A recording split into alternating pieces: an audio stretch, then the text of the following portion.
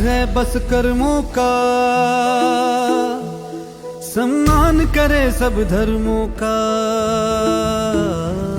वो साथी है मजदूरों का, वो साहस है मजबूरों का। हमदर्द जवानों का है वो, और दोस्त किसानों का है वो। इंसाफ है उसकी आंखों में, वो एक है सचमुच लाखों में। वो धूप में साया बनता है, अब उसके पीछे जनता है। 10 मार्च को चमकेगा तारा अपने उत्तर प्रदेश का। स्वागत है 10 मार्च को अखिलेश का। स्वागत है 10 मार्च को अखिलेश का। स्वागत है 10 मार्च को अखिलेश का। स्वागत है 10 मार्च को अखिलेश का।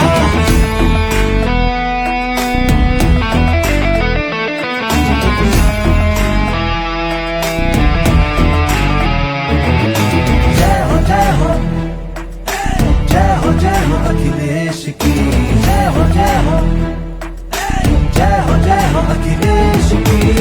अब उसका उजाला बिखरेगा, उसे रोक लगाना मुश्किल है। आंधी से कोई जा कर कह दे, सूरज को बुझाना मुश्किल है। 10 मार्च को चमकेगा तारा अपने उत्तर प्रदेश का। स्वागत है 10 मार्च को अखिलेश का। स्वागत है 10 मार्च को अखिलेश का। स्वागत है 10 मार्च को अखिलेश का। स्वागत है 10 मार्च को अखिलेश का। स्वागत है 10 मार्च को अखिलेश का। स्वागत है 10 मार्च को अखिलेश का। स्वागत है 10 मार्च को अखिलेश का। स्वागत है 10 मार्च को अखिलेश का। यूपी का ये जनादेश आ रहे हैं अखिलेश।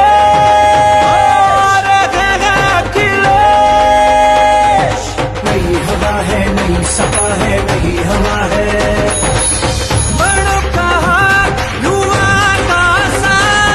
नई हवा है, नई सपा है, नई हवा है, नई सपा। 22 में बाइसिकल।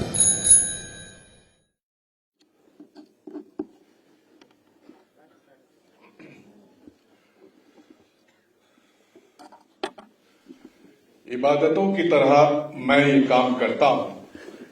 इबादतों की तरह मैं ये काम करता हूं। मेरा उसूल है पहले सलाम करता हूं। नमस्कार, आदाब, सत श्री अकाल, अस्सलाम वालेकुम, जय श्री राम, जय श्री कृष्ण, जय श्री परशुराम। समाजवादी पार्टी में आज आप सभी लोगों का स्वागत है। आज सबसे पहले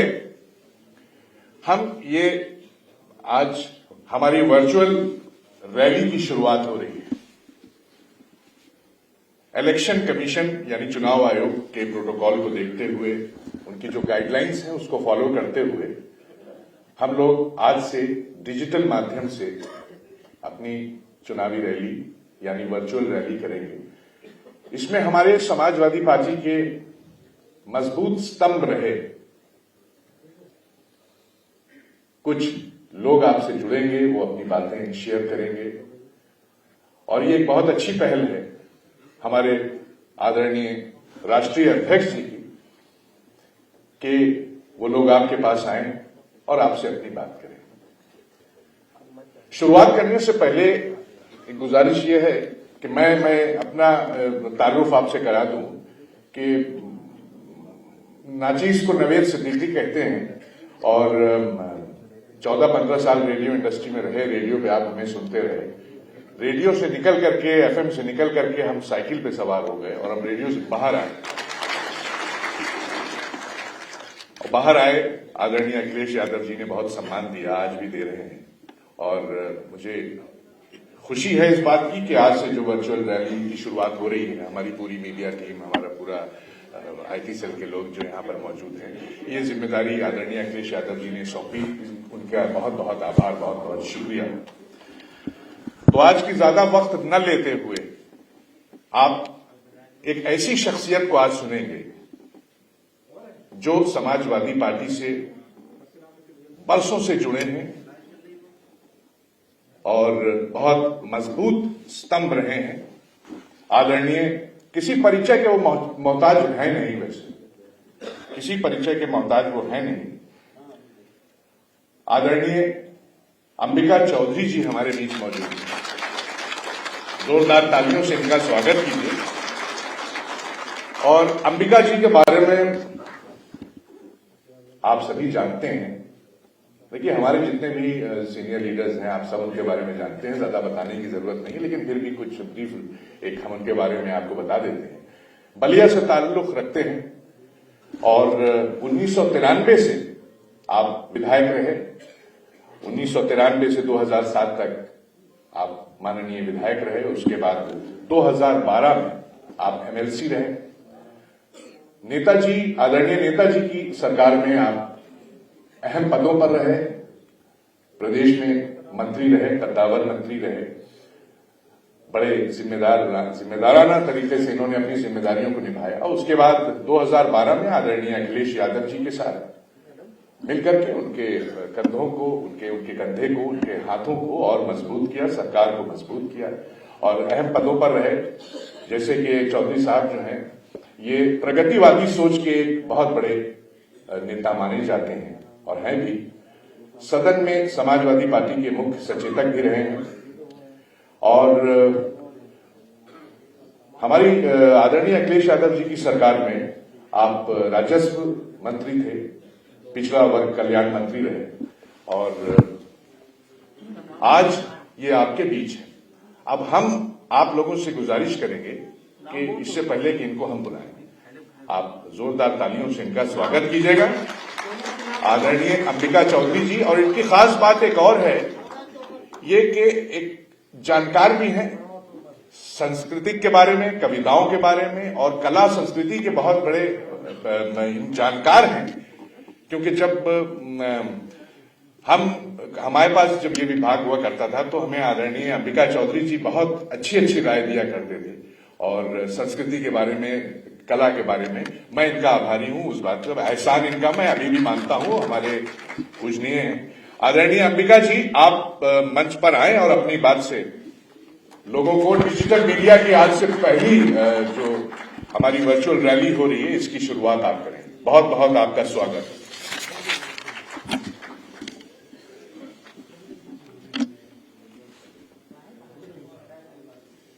माताओं, बहनों, बुजुर्गों, नौजवान साथियों, बदलाव के वर्ष 2022 में आज 19 जनवरी को बलिदानी बलिया, बागी बलिया की माटी की ओर से आप सबका क्रांतिकारी अभिवादन। सबसे सर्द रात गुजरी है कल की। मौसम विभाग ने अखबारों में जो सूचना दी है उसके हिसाब से सबसे सर्द रात कल की रात थी उत्तर प्रदेश में।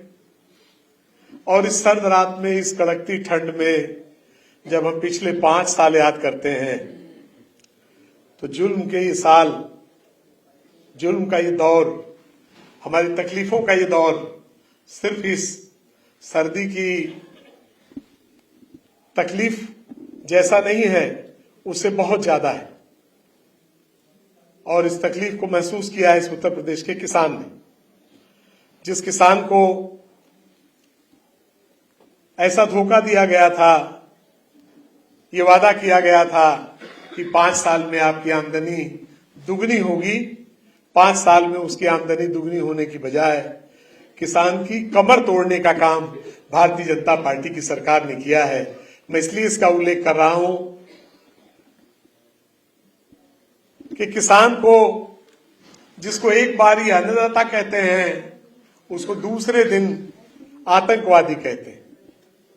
किसान जब अपने हक की बात करता है, किसान जब ये सवाल पूछना चाहता है कि 100 रुपए लीटर का डीजल हमने खरीदा अपने खेत की सिंचाई के लिए, इस सर्दी में भी पाले से बचाव के लिए हम लोग किसान के घर से आते हैं और किसान का दर्द जानते हैं अच्छी तरह से कि इस पाला से बचाने के लिए, चाहे आलू की फसल हो या दूसरी कोई फसल हो, बचाने के लिए अगर कोई उपाय है तो खेतों की सिंचाई करने का है। और इस कड़कड़ाती ठंड में भी जब अपने खेत में रात को वो खड़ा होता है और 100 रुपए का डीजल खरीदता है, 100 रुपए लीटर का, तो उसको पता होता है इस बात का कि उसके वादों का क्या हुआ। जब अपने धान की फसल बेचने के लिए लगातार जिस ट्राली का खर्च और किराया दे करके वो क्रय केंद्रों पर गया है और उसकी खरीदारी नहीं हो रही है, 15-15 दिन बिचौलिए उससे आधे दाम पर, एमएसपी के आधे दाम पर लेने की बात जब करते हैं तो उसको ध्यान आता है कि हमसे वादा किया गया था कि आपकी आमदनी 5 साल में 2 गुना हो जाएगी। मैं इस वादे का बार बार इसलिए उल्लेख करना चाहता हूं कि जब हमारे कुल के लोग, आंदोलन करने वाले लोग, और इस देश में किसानों का इतना बड़ा आंदोलन कई दशकों के बाद हुआ, साल भर से ज्यादा किसान जब दिल्ली की सीमा पर पड़ा रहा, 700 किसान शहीद हो गए, उन शहीदों को जवाब देने का अगर सवाल पैदा होता है तब किसान याद करता है इस बात को कि हमसे वादा किया गया था कि आपकी आमदनी 5 साल में 2 गुना कर दी जाएगी। और हमारी पूरी अस्मिता को समाप्त करने का प्रयास हुआ, हमारे अस्तित्व को ही मिटाने का प्रयास हुआ। जैसे ये किसान पूरी तरह से उन सरमायादारों की गुलामी में जाकर के फंस जाए, जहां से वो मामूली एक मजदूर हो जाए, अपनी ही जमीन पर, अपनी ही माटी पर एक मजदूर की उसकी हैसियत हो जाए। ऐसा कृषि कानून जब दिल्ली में बनाया गया था तो फिर उसको याद आता है कि आज से 5 साल पहले जब हम ठगे गए थे, जब हमारे साथ धोखा हुआ था, तो हमको विश्वास दिलाया गया था कि 5 साल में आपकी आमदनी 2 गुनी हो जाएगी। मित्रों, 72 घंटे में जिन लोगों ने बेची गई फसलों का पैसा आपके खाते में देने का वादा किया था, उन लोगों ने एमएसपी की जो नई गाइडलाइन बनाई है आपने देखा होगा। और सबसे अजीब बात यह है कि जहां कुल फसल का 10% से भी कम खरीदा जाता है और 8% से ज्यादा पर एमएसपी नहीं दी जाती, वहां नई शर्तें ऐसी लगा दी गई हैं कि नमी इतनी होगी और नमी की जांच कौन करेगा? वो मनमानी करने वाला आदमी वहां जांच करेगा जो बिचौलियों के माध्यम से वो खरीदारी करके आधे आधे पर ये सौदा करना चाहता है। आपके धान में नमी है, कम है, ज्यादा है, और इन दोनों स्थितियों में आपके क्वालिटी कंट्रोल के नाम पर जो एमएसपी देने की बात कही जा रही है उतना भी देने की जो बात नहीं करेगा, तब उसको याद आता है कि 5 साल पहले हमसे ये वादा किया गया था कि एमएसपी का लाभ पूरी तौर पर आपको दिया जाएगा, आपका एक एक दाना खरीदा जाएगा और 72 घंटे में इसका पैसा आपके खाते में आ जाएगा। खरीदे जाने का ही कोई सवाल नहीं, तो 72 घंटे में उसके आने का क्या सवाल है?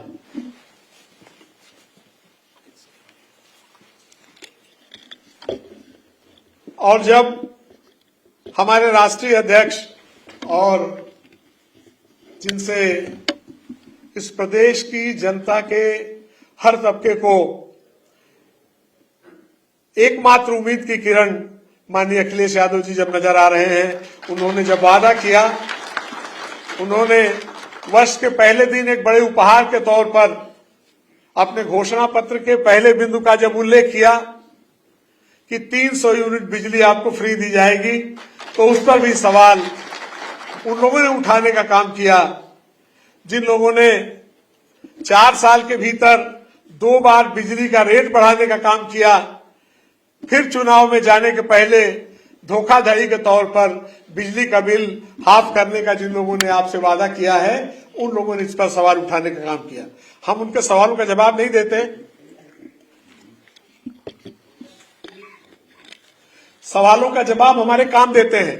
सवालों का जवाब समाजवादी पार्टी की जो पिछली सरकार थी, 2012 से 17 तक माननीय अखिलेश यादव जी की अगुवाई में विकास के जो कीर्तिमान किए, जन कल्याणकारी कार्यों का जो कीर्तिमान किया, स्थापित किया, तो वो कीर्तिमान उन सवालों का उत्तर देते हैं। और जो रवायत है, जो रिवाज हमारे यहाँ का है, जिसके बारे में माननीय नेताजी माननीय मुलायम सिंह यादव जी जिनके बारे में कहा जाता है कि जो कहा से सो करके दिखाया उसका नाम मुलायम है, उस रिवाज के और उस विरासत के जो वाहक हैं माननीय अखिलेश यादव जी ने जब ये कहा है कि हमारी सरकार बनेगी और 300 यूनिट बिजली आपको फ्री दी जाएगी, तो उन तमाम लोगों के पेट में दर्द होता है जिन्होंने दर्द देने का काम आपको किया।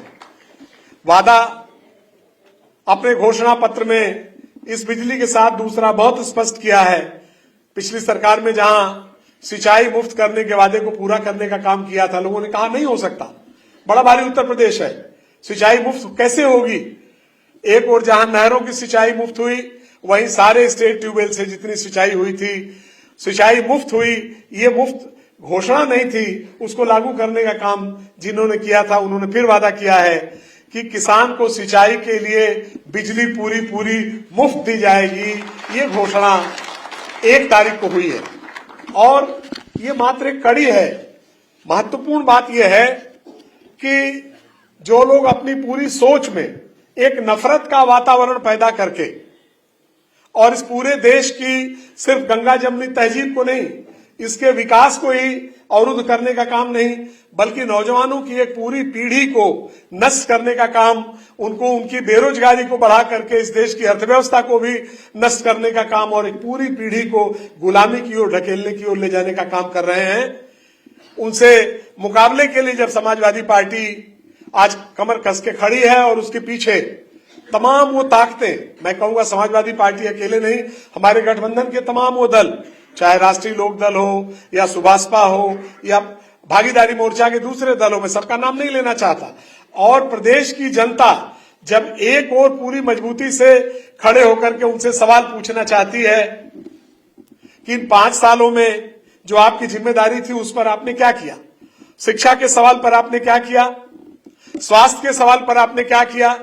और जब कोई पूछना चाहता है कि आप ही का नीति आयोग है और उस नीति आयोग की रिपोर्ट में यह आया है कि उत्तर प्रदेश स्वास्थ्य सुविधाओं के मामले में पूरे देश में सबसे नीचे है, तो फिर उत्तर प्रदेश की जनता को आप जवाब क्या देंगे, जहां एक और 108 की सुविधा दे करके इतनी बड़ी और 102 की एम्बुलेंस की इतनी बड़ी सुविधा दी गई थी कि 20 मिनट के भीतर आपके दरवाजे पर एम्बुलेंस आती थी, सारा इलाज मुफ्त होता था। उनसे आंख मिलाने की स्थिति नहीं है, उनकी जनता के सवालों का जवाब देने की स्थिति नहीं है, सिर्फ अनर्गल प्रलाप करके और एक ऐसा वातावरण बनाने की कोशिश हो रही है कि असल मुद्दे से आपका ध्यान हट जाए। अभी हमारे राष्ट्रीय अध्यक्ष माननीय अखिलेश यादव जी ने कहा था कि ये बार बार उल्लेख होता है डबल इंजन की सरकार, डबल इंजन की सरकार, डबल इंजन की सरकार के डबल इंजन आपस में लड़ रहे हैं, लेकिन मुझे तो ऐसा महसूस हो रहा है कि डबल इंजन की सिर्फ डबल इंजन आपस में लड़ नहीं रहे हैं, ये डबल इंजन पावर देने की बजाय, कोई ऊर्जा देने की बजाय काला धुआं, जहरीला धुआं छोड़ रहे हैं और इस धुएं से बचाने की जरूरत होगी। घर चरागों की हिफाजत फिर उन्हें सौंपी गई, रोशनी मर जाएगी, खाली धुआं रह जाएगा, ये ध्यान रखिए। ये जो डबल इंजन जो धुआं दे रहा है, इस धुएं से इस देश का विकास होने वाला नहीं है। देश का विकास होने वाला है उन नीतियों से जो आपके दर्द को समझे, उन कार्यक्रमों से जो कार्यक्रम आपकी जिंदगी को खुशहाल बनाने का काम करें, और सबसे ज्यादा महत्वपूर्ण उस नीयत से जो जुड़ी हो आपकी तरक्की से, उस नीयत से नहीं जो देश और संविधान को कमजोर करना चाहती हो। किसी बात सिर्फ हमारी कुर्सी बची रहे और देश कमजोर होता चला जाए। सबने इसको महसूस किया है, इसको महसूस किया है विभिन्न राजनीतिक दलों ने, उत्तर प्रदेश के बाहर से भी राजनीतिक दलों ने महसूस किया है, और हम उनका आभार व्यक्त करना चाहते हैं। आदरणीय ममता दीदी हो, शरद पवार साहब हो, या देश के दूसरे नेता जो दूसरे प्रदेशों में भी हैं, उन सब का आभार व्यक्त करना चाहते हैं कि उन लोगों ने इस बात को महसूस किया है कि उत्तर प्रदेश में जो लड़ाई उत्तर प्रदेश की आवाम समाजवादी पार्टी की क़यादत में माननीय अखिलेश यादव जी के नेतृत्व में लड़ रही है, इस लड़ाई को कामयाब करना कितना जरूरी है। इस लड़ाई को कामयाब करने में हमारे देश के संविधान की रक्षा होनी है। जो संविधान आज खतरे में है, इसके प्रति आदर का भाव रखने की बात तो छोड़ दीजिए, इस संविधान को स्वतः नष्ट करने का काम वो लोग कर रहे हैं जिन लोगों ने शपथ ली है इस संविधान की। इस देश को इस देश की आत्मा क्या है? इस देश की आत्मा जहां बहुलता में एकता की है, उसी एकता को तोड़ने की जो लोग कोशिश कर रहे हैं। और इनके कार्यकलाप, जब दलित इनसे पूछता है कि आपने इन 5 सालों में हमारे हक लूटे हैं, किसी विश्वविद्यालय में एक भी कुलपति आपने दलित नहीं भेजा, लगता है शिक्षा पर आप जिस तरीके का वर्चस्व करना चाहते हैं। जब पिछड़ा इनसे पूछता है कि जो अधिकार हमको मंडल कमीशन की सिफारिशों को लागू होने के बाद मिले थे, जो अधिकार सबसे पहले माननीय नेताजी की सरकार में 1990 में उत्तर प्रदेश में हमको मिला था और तब से मिल रहा था, उन अधिकारों का भी आपने खात्मा किया। जब पिछड़ा ये सवाल पूछता है तो उनके पास इस सवाल का सीधा जवाब नहीं है, वो कोई दूसरी बात करते हैं। उस बात का मैं उल्लेख नहीं करना चाहता हूं। इसलिए आज एकजुट होकर के सारी ताकतें, मैं तो कहूंगा कि इन सांप्रदायिक ताकतों के खिलाफ सभी लोग एकजुट होकर के इनको बदलना चाहते हैं और इस ठोको सरकार का खात्मा चाहते हैं, और होकर रहेगा। ये प्रदेश में हुआ क्या है? फेक इनकाउंटर के नाम पर, फर्जी इनकाउंटर के नाम पर अपनी ताकत दिखाने का काम हुआ है, और जो इस देश में कभी नहीं हुआ, जलियांवाला बाग के बाद कभी नहीं हुआ। आज तक किसी आंदोलन और धरने पर बैठे लोगों के साथ वो हरकत कभी नहीं हुई जो इन्होंने किया है। किसानों पर, धरने पर बैठे हुए किसानों पर जो उनको रौंदने का काम, इतना दुस्साहसिक कृत्य। और माननीय सर्वोच्च न्यायालय का आभार हम व्यक्त करना चाहते हैं। सर्वोच्च न्यायालय के दखल पर ये बात आके साबित हुई है कि जिन लोगों की साजिश थी, ये वो लोग थे जो सरकार में बैठे हुए हैं, हिंदुस्तान की बड़ी सरकार में, दिल्ली की सरकार में जो लोग हाकिम हैं और गृह राज्य मंत्री हैं, वो लोग इस साजिश में शामिल हैं। ये सुप्रीम कोर्ट ने जब अपने निर्देशन में जांच कराई तो ये तथ्य सामने आया है। इसलिए आज जो आवश्यकता है कि चाहे बुंदेलखंड का सवाल हो, चाहे पूर्वांचल का सवाल हो, जहां भी लोगों की तकलीफें इस तरह से रही हैं और उन लोगों ने अपने सवाल उठाए हैं, उन सवालों के जवाब में इनके पास हल नहीं है। उन सवालों के जवाब में लाठियां हैं इनके पास। किसान अगर ये सवाल उठाया कि हमारे डीएपी का दाम इतना क्यों बढ़ गया, तो इसका जवाब उनके पास नहीं है। समय से खाद मिले, इसका जवाब उनके पास नहीं है। खाद की बोरी अगर आई तो उसमें से भी 5 किलो, 50 किलो में से 5 किलो 10% सीधे सीधे चोरी से काट लेने का काम, 50 किलो के बजाय 45 किलो की बोरी देने का काम इन लोगों ने किया है। इसलिए ऐसे दौर में जहां संकल्प लिया है इस प्रदेश के नौजवानों ने, किसानों ने, बुजुर्गों ने, महिलाओं ने, कि समाजवादी पार्टी की सरकार माननीय अखिलेश यादव जी के नेतृत्व में बनानी है और अखिलेश यादव जी को इस प्रदेश का मुख्यमंत्री बनाना है, तो इस संकल्प को पूरा करने के लिए आज जहां पूरा प्रदेश उद्वेलित और आंदोलित है, वहां बहुत प्रसन्नता इस बात की है कि अभी पूरा घोषणा पत्र समाजवादी पार्टी का नहीं आया है, लेकिन आपकी जिन मांगों को,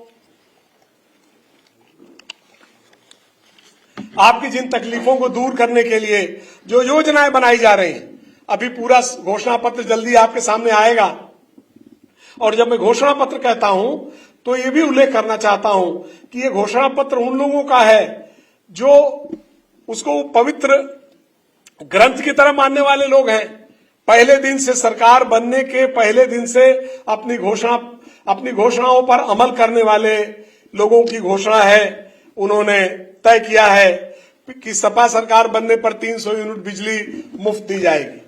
अगर 300 यूनिट बिजली मुफ्त देने की बात आती है, तब लोगों के ध्यान में आता है कि फिर कोई ताकत 22 में बाइसिकल आने से रोकने वाली नहीं है। नौजवान जब घूम के नारा लगाता है 22 में बाइसिकल, तो ये ध्यान रखिएगा कि ये सिर्फ नारा नहीं है, यह सिर्फ नारा नहीं है, एक संकल्प है और इस संकल्प को पूरा करने के लिए प्रदेश की जनता तैयार है। जब नौजवान अपनी मांगों को लेकर के अपनी मुट्ठी बंद करके जब सड़क पर निकल करके अपने हक की मांग करता है और उसको लाठियां मिलती हैं तो वो जवाब देना चाहता है, नई हवा है, नई सपा है और ये इस सारे जुल्म का जवाब जरूर देगी। नौजवानों की ये ताकत, ये नई सपा, नई हवा जरूर जवाब देने का काम करेगी और इन नौजवानों के सिर पर बड़ों का हाथ है, इन नौजवानों के सिर पर बुजुर्गों का हाथ है, बड़ों का हाथ, युवाओं का साथ। समाजवादी पार्टी की साइकिल आगे बढ़ेगी। 2022 में निश्चित रूप से आपकी सरकार बनेगी। इस संकल्प को पूरा करने की दिशा में हम लोग चलने वाले लोग हैं। किसानों की सिंचाई के लिए बिजली मुफ्त दी जाएगी, नौजवानों को लैपटॉप दिया जाएगा और लैपटॉप देने का वादा किसने किया? उस अखिलेश यादव जी ने किया है, जिन्होंने अपनी सरकार में जब वादा किया था तो 20 लाख नौजवानों को लैपटॉप देने का काम किया था। फर्जी बोलने वालों का मामला नहीं है, ये उन लोगों का, ये उनकी घोषणा है, ये उनका संकल्प है, जिन्होंने साबित किया है कि हम सोच विचार करके योजनाएं बनाते हैं और उन योजनाओं को अमली जामा पहनाने का कलेजा रखते हैं। पिछड़ों के साथ जो कुछ हुआ है वो अवर्णनीय है। पिछड़ों के साथ जितनी जाति हुई है उस जाति का कोई अंत नहीं है और ये बात अब बिल्कुल खुल गई है। सरकार में रहने वाले मंत्रीगण भी जब बाहर उसके आए हैं और जो उन्होंने किस्से बताए हैं उससे रोए कांप जाते हैं कि सरकार में बैठे लोगों को भी पिछड़ा होने के नाते इतनी यंत्रणा सहनी पड़ी, पिछड़ा होने के नाते उनको इतनी तकलीफ उठानी पड़ी। और प्रदेश के पिछड़ों के साथ जो कुछ हुआ है, न सिर्फ उनको उनके 69,000 शिक्षक भर्ती का क्या हुआ, क्या मिला उनके साथ? गर्भवती बेटियों पर लाठीचार्ज, बार बार इन नौजवानों को बुला करके इस लखनऊ में उनके साथ जो कुछ हुआ है, इतिहास कभी माफ नहीं करेगा इस जुल्म को, इस जाति को इतिहास कभी माफ नहीं करेगा। और तब 2022 में पिछड़ों का इनकलाब होगा, 22 में बदलाव होगा। इन दलितों पिछड़ों के हकों को लूटने का जिन लोगों ने काम किया है उनके जाने के दिन अब गिनती के रह गए हैं।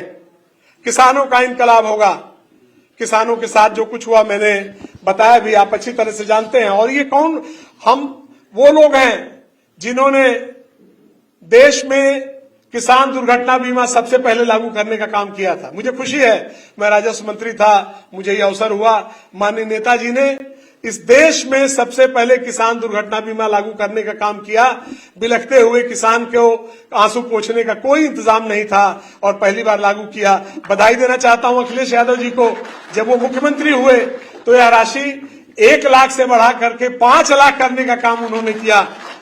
और आज फिर एक नई बात उन्होंने की है, आपके खेतों को जो ये सांड चर रहे हैं, प्रतीक भी है सांड, ध्यान रखिएगा, ये सांड खेत चर भी रहे हैं और प्रतीक भी है सांड, जहां बात जा रही है आप उसको समझते हैं। उन सांडों को चुनौती है, उन सांडों को हटाने का काम बिल्कुल हमारी सरकार उनको नियंत्रित करने का काम करेगी कि आपकी फसल ये दोबारा नहीं खा सके, उनका इंतजाम करेंगे। लेकिन सांडों के मारने से भी अगर किसी किसान की मृत्यु हो गई तो उसको भी 5 लाख रुपए की आर्थिक मदद की जाएगी, ये संकल्प लिया है अपने घोषणा पत्र में।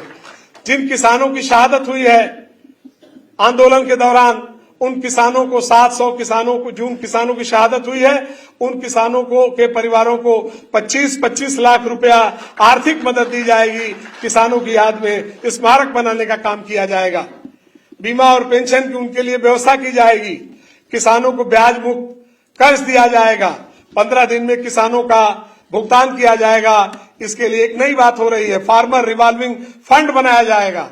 इन सारी योजनाओं के साथ जो समग्र दृष्टि है, जितनी मजबूती के साथ आपको जाना है, कई रोक निर्वाचन आयोग ने लगाए हैं, और कई तरीके के प्रपंच की रचना हो रही है और उसमें किसके पास संसाधन है, किसके पास संसाधन नहीं है, आप अच्छी तरह से जानते हैं कि देश के सरमायादारों की पूरी ताकत लेकर के भारतीय जनता पार्टी अपने इस पेच प्रपंच और इन संसाधन के बल पर जबरदस्ती सत्ता फिर काबिज पर आना चाहती है, वैसे जैसे पंचायतों में आपके अधिकार को लूटने का काम हुआ था। लेकिन इस बार मुट्ठी बंद नौजवान पूरी तरह से तैयार है, बुजुर्ग तैयार हैं, महिलाएं जिनके साथ जाती हुई है और जितना उत्पीड़न अत्याचार महिलाओं का हुआ इतिहास में कभी नहीं हुआ, इन 5 सालों में महिलाओं के साथ जो बेइज्जती हुई है, सभी तैयार हैं।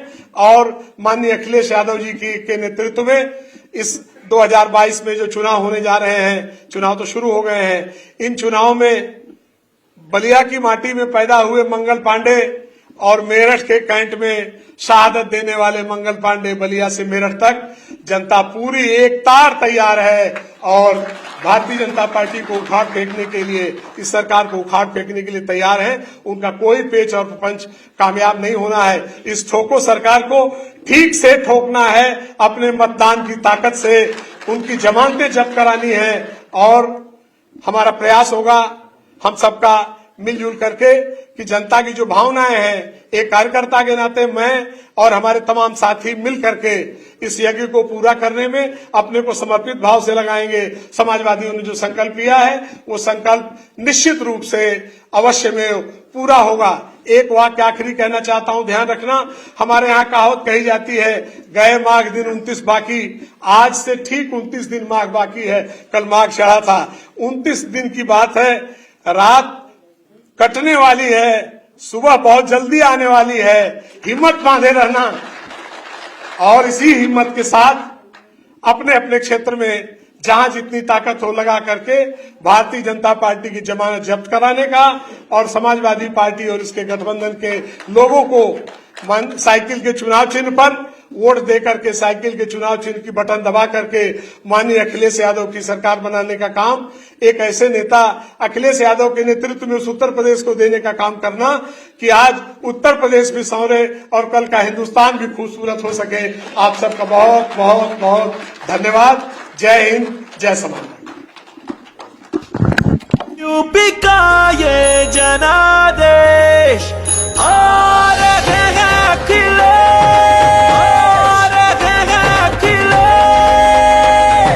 नई हवा है, नई सपा है, नई हवा है। बड़ों का हाथ, युवा का साथ। नई हवा है, नई सपा है, नई हवा है, नई सपा। 22 में बाइसिकल